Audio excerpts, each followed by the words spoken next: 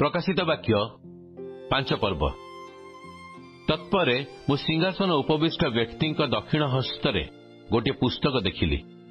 ता उभय पार्श्वर लिखित और सप्त मुद्रारे मुद्रांकित। आ मु जने पराक्रमी दूत को देखिली। से उच्च स्वर घोषणा करी कहूथिले, किए एही मुद्रा सब भांगी पुस्तक फिटाइबा योग्य? किंतु स्वर्ग मर्त्य कि पाताल रे केही से पुस्तक फिटाइबाकू कि ताहा प्रति दृष्टि करिबाकू सक्षम हेले नहीं।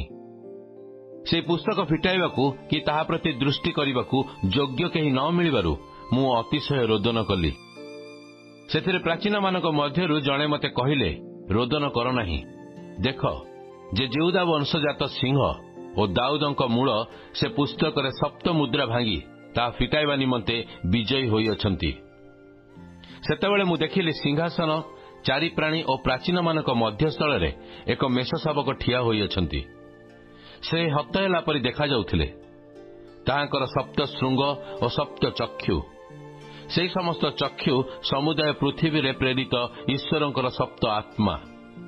से आसी सिंहासन उपविष्ट व्यक्तिंकर दक्षिण हस्तरु से पुस्तक नेले।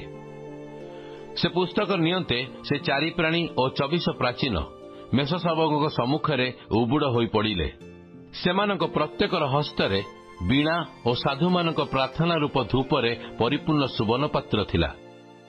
सेमाने गोटिए नूतन गीत गान करी कहिले, तुम्भे से पुस्तक नेबाकू और सेथिर मुद्रा सब भांगिबाकू योग्य अट, कारण तुमे हत होइथिल। पुणी आपणा रक्त द्वारा समस्त गोष्ठी भाषावादी वंश और जाति मध्यरु ईश्वरक निमंते लोकमानकू क्रय करिअछ। पुणी सेमानकू आंभमानक ईश्वरक उद्देश्य रे राजकुल और जाजक करिदेइअछ। आउ सेमाने पृथ्वी उपरे राजत्व करिवे। तत्पर मु दृष्टिपात कली। पुणी सिंहासन, प्राणी और प्राचीन मानक चतुर्दिगरे अनेक अनेक दूतंकर स्वर शुणिली। सेमानकर संख्या सहस्र सहस्र और अयुत अयुत।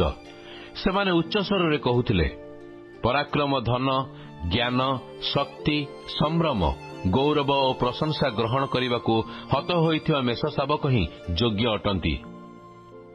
आउ मु स्वर्ग, मर्त्य, पाताल और समुद्र रे थिबा समस्त सृष्ट प्राणी, हाँ तन्मध्य स्थित समस्त यह कहूथिबा शुणिली, प्रशंसा, संभ्रम, गौरव और कर्तापण जुगे जुगे सिंहासन उपविष्ट व्यक्तिंकर और मेष शावकंकर। सेथिरे चारि प्राणी कहिले, आमेन। पुणी प्राचीन माने उबुड़ होई प्रणाम कले।